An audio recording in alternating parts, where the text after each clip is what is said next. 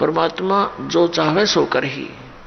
पुण्यात्माओं, अभी तक हम खासकर इस कलयुग के इस थोड़े से दौर में भगवान के अध्यात्म मार्ग से कोसों दूर हो चुके हैं। यदि कोई भगवान की लीला सुनाता है, हमें अटपटी सी लगती है, हम उसको स्वीकार करने को तैयार नहीं होते। हमारे स्वीकार ना करने से भगवान की महिमा या वो लीलाएं झूठी नहीं हो सकती। जैसे जब हम छोटे छोटे थे उस समय क्या देखा करते थे, ऐसे तगड़े तगड़े बूढ़े बुजुर्ग, और उनके विषय में बताया करते थे ये 5 मन 40 किलो का 1 मन होता है, यानी 200 किलोग्राम वजन को सिर पे रखकर, और लकड़ी की सीढ़ियां, खड़ी सीढ़ियां होती थी, खड़ी लकड़ की, एक तो पौड़ी होती है ऐसे, जो वो खड़ी पौड़ी होती थी, और छत पर मिट्टी डालते होते थे, कच्ची मिट्टी छत देते थे नए मकान में। कहते हैं ये 200 किलो वजन को, उसके बड़े बड़े टोकरे होते थे, झाले बोला करते उनको, उसको भरकर इसके सिर पर रख देते थे इनके, और ये ऊपर चढ़ के और वहां डाल आते थे। अब ये बात और 100 साल के बाद अगर कोई कहेगा ना, उसने मूर्ख बताया करेंगे, हम आंखों देख रखे। क्योंकि और 100 साल में तो देख लो, अब कोई 10-50 किलो वजन ठानी आदमी नहीं रह रहा, और आने वाले 100 साल में तो इतनी प्योद रह जाएगी, और 10-12 किलो ठानिया व्यक्ति नहीं पाओगा, ऐसी स्थिति आ जाएगी इस प्राणी की। इतना घट गया हमारे सतर, प्रदूषण के कारण शरीर की शक्ति लॉस होती जा रही है। और इससे और पीछे जाए तो और तगड़े तगड़े व्यक्ति थे, भीमर की कथा हम सुने तो कोना सिर गले उतरती, और वो सच्ची थी सारी। ये तो ही एक बल के आधार से, एक आध्यात्मिक बल अलग होता है।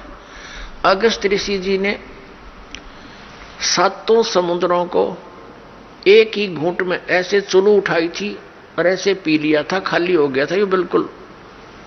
इसमें ये मगरमच्छ तड़पते दिखाई दे थे, और फिर प्रार्थना की गई, हे ऋषि जी ये तो सब बुरा हाल हो जाएगा, यहाँ का बैलेंस बिगड़ जाएगा, आप भी नहीं रहोगे क्योंकि पृथ्वी पर वर्षा का अभाव हो जाएगा, सब प्राणी मर जाएंगे। तो फिर उसने कहते उल्टा ही कुरला कर दिया, ये पूरे भर गए। तो ये कोई बड़ी बात नहीं है, और आप इस पे भी नहीं विश्वास कर पाओगे तो अध्यात्म मार्ग में नहीं चल सकते। इन कलियुगी ऋषि, नकली गुरुओं ने, महर्षियों ने जो हमें भगवान की इन कथाओं से दूर कर दिया कि ये झूठी है, ऐसा नहीं हो सकता, द्रौपदी की साड़ी नहीं बढ़ सकती, ये इस तरह की बकवाद गढ़ दी, जबकि ये सारी सच्चाई है। परमात्मा जो चाहे वैसा कर दे, उसके एक वचन में सारे ब्रह्मांड उत्पन्न हो गए, तो वो क्या नहीं कर सकता। तो अध्यात्म मार्ग में पुण्यात्माओं अविश्वास नहीं चलता, और पहले हमारे पूर्वजों को अविश्वास नहीं था, और उस अविश्वास का और ब्लाइंड फेथ था उनका भगवान में और उन गुरुओं में, तो उन्होंने दुरुपयोग किया नकली ऋषि, महर्षि, गुरुओं ने, ये वर्तमान के कलयुग क्या ने, कि उनके ब्लाइंड फेथ को, कि जो गुरुजी बोल रहे हैं वो सारी सच्ची होती है, हमने ब्लाइंड फेथ किया, और जो मार्ग उन्होंने बता दिया हमने ये सोचकर ग्रहण किया कि ये हमारे सदग्रंथों से ही पढ़कर सुनकर वहीं से इन्होंने ज्ञान दिया।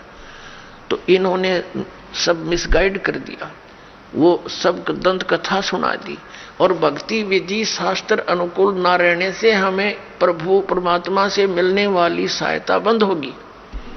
तो अब हम ये सोचते हैं कि ऐसा कभी हो ही नहीं रहा, हम सब कुछ कर रहे हैं। अब आप इस मार्ग पर लगोगे, जो दास आपको मंत्र देगा, आप सत भक्ति करोगे सच्ची नियत, फिर देखना आपके क्या होगा, फिर आपको विश्वास होने लग जाएगा कि परमात्मा सब कुछ कर सकता है। आपको देखो, जैसी आपकी श्रद्धा और भक्ति बढ़ती चली जाएगी, उतना ही मालिक आपके निकट आओगा, और परमात्मा की पावर से तो कुछ भी हो सकता है। अब जैसे एक जैक होता है, जैक इतना को सब सारा लोहे का जुगाड़ सा, जिसने उसके फंक्शन का ना पता हो, और कोई ये कहे कि ये जैक 250-300 क्विंटल यानी 3-4 टन के ट्रक को इंक्लूडिंग उसके वजन उसके वेट के, और वो इतना ऊंचा ठा दे 1 फुट, तो कैसे जच्चा, किसी व्यक्ति का जच्चा या जिसने उसका फंक्शन का ना पता हो, और उसने लगा के देखो 2-4 पे घुमा दे, इतना ऊंचा ठा दे सारे के सारे ने, चाहे बजरी का भरा हो सारा वो ट्रक, और ऊपर ठा दे वो। तो ऐसे परमात्मा की वो वर्ड पावर है, यानी उसकी शब्द शक्ति है। वो सारे ब्रह्मांडों को उठा के छोड़ दिया और उस शब्द शक्ति से चल रहे हैं, घूम रहे हैं, अपनी अपनी क्रिया कर रहे हैं। वो जैक है परमात्मा का, ये समझो। तो इस मार्ग में आप जी को अब पुनः ब्लाइंड फेथ करना पड़ेगा, लेकिन ब्लाइंड फेथ करने से पहले आपने इस मार्ग को जैसे दूध का जला हुआ फूंक मारता है लस्सी को, ऐसे ग्रहण करना। आंखें बंद करके ग्रहण नहीं करना, लेकिन इसको ग्रहण करके फिर आंखें बंद कर लेना। कहने का भाव यह है कि फिर अग्रम अग्रम ना करना, यू नाम लेने पीछे।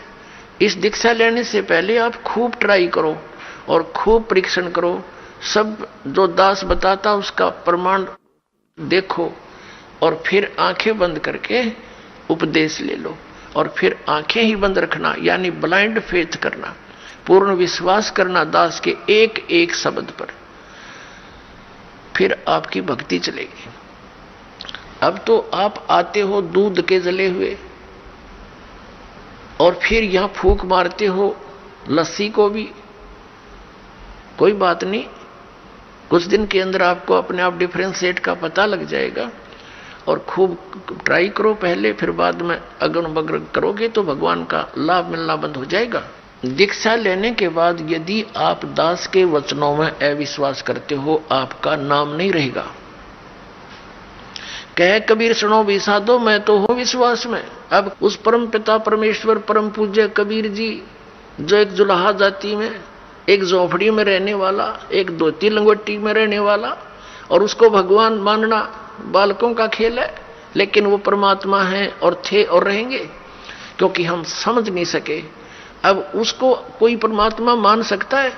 जब दास ने प्रारंभ में कहना शुरू किया तो लोग मजाक किया करते थे कि देख यो भी दानक हो गया।